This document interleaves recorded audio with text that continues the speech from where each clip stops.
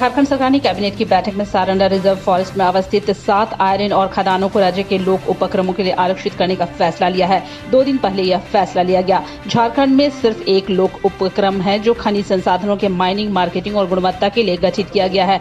झारखंड राज्य खनिज विकास निगम JSMDC ही एकमात्र एजेंसी है। इस एजेंसी की हालत दयनीय बनी हुई है। यहाँ पर वरीय पदों पर सेवानिवृत्त अधिकारी बैठे हुए हैं। महाप्रबंधक प्रशासन के पद पर सेवानिवृत्त और दागी अधिकारी अजीत शंकर काबिज हैं।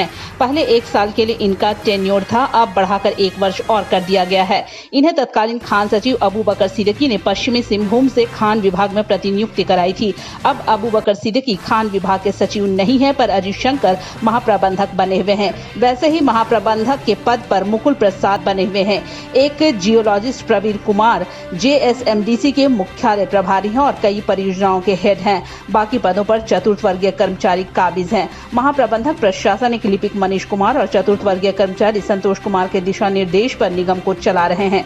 ऐसे में घाटपुरी, बड़ा जामदा, बराईबुरु के लौह अयस्क खदानों को JSMDC को दिया जाना घाटे का सौदा साबित होगा, क्योंकि JSMDC में अब कोई माइनिंग एक्सपर्ट नहीं है। पूर्व में भी सिंकनिंग कोलियरी को विकसित करने के लिए एक सलाहकार कंपनी को निगम की तरफ से 3 करोड़ से अधिक का भुगतान किया गया, जो व्यर्थ साबित हुआ। निगम के द्वारा राज्य के बालू घाटों का संचालन किया जा रहा है। 13 एजेंसियों का चयन तो कर लिया गया है, पर अब तक उनके साथ एग्रीमेंट नहीं किया गया, यानी बगैर एग्रीमेंट के ही लाखों टन बालू का उठाव धड़ल्ले से हो रहा है, बिक्री हो रही है। महाप्रबंधक प्रशासन मौन होकर सभी चीजों को संचालित कर रहे हैं। निगम की 20 से अधिक परियोजनाओं में से 90% परियोजनाएं बंद है। मालदार परियोजना सिंकनी भी बंद है। कोयला वाले घरों को रोशन तो करते ही हैं, बच्चों का भविष्य भी संवारते हैं।